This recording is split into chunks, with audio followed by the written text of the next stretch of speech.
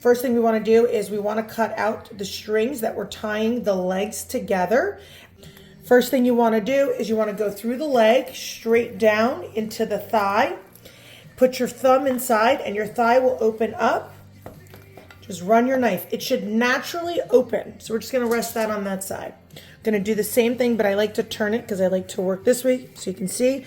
You can see when the leg is fully cooked, it will naturally pull apart. And you just stick your knife right in and you get that full thigh. Beautiful. Every turkey, every chicken has a breastbone right here in the middle. I use my thumb as my guide and I rest my knife here. Once I make the first cut, I hold it with my thumb and I go against the breastbone. And I kind of angle my knife on a little bit of an angle here. And the breast will open up and peel right off. Keep going all the way down. You'll feel the whole lobe of the breast come right off. Goes right down to the wing bone. Cut it, and you'll have a beautiful turkey breast. Same thing, I turn it again. I go on the guidance of that breastbone that's right here. You will have the whole breast come right off. We're gonna just pull the wing. There's a joint here, and I pull it up. Cut right through the little joint. You have a perfect wing. Same thing, I turn it just so you can kind of see. I pull the joint up, pop it out with my knife. I start to pull the meat away from the turkey. And this is like your softer, your little meat that kind of comes off. Wishbone comes out right here. Flip the bird over.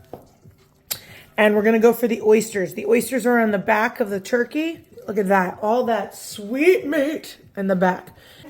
I also, like my family, we eat the neck and it all. So as soon as I'm done, I rip the wing here. I'm gonna pull all that meat out. Same thing on the other side. That is how you carve the turkey. You want to get yourself a platter? This is our Thanksgiving platter. It's been in the fam for a while now, but we're going to use this to put our turkey on, and I'm going to show you. So the reason I use the foil is because it's an easy cleanup.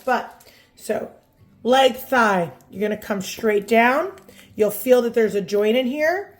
When you open it, you slide your knife in, you have a perfect turkey leg. Put that right there.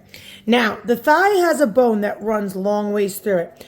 My family, we hand out the thigh like this. If you want, you can cut down on an angle, and now you have two pieces for your thigh. One piece definitely has the bone. The other one obviously doesn't. Once again, leg, thigh. I like to open it, and I cut straight down through the joint. Leg goes here, and you can see the bone runs this way. So I just cut it so you get two really nice pieces. For the wing, I just separate this part from this part, and it's a little cut, and I kind of rest those on the side. So I like to slice the breast. I like to cut it with the skin on. This is the point that if you don't want to keep the skin, you don't have to, but you can cut the whole breast into pieces really nicely, and they can go right on the platter so that there's a nice mix of meat to pick from. When you slice it like this, if you slide your knife, you can guide it.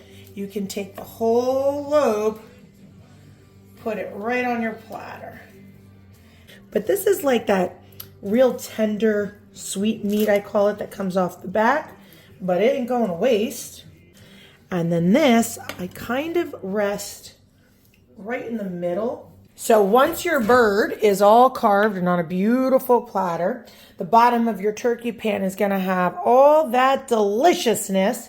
What I do is I strain it, and we're going to use this to make the gravy, but we don't put a dry bird down, so we're going to just do a nice ladle. This has all that flavor.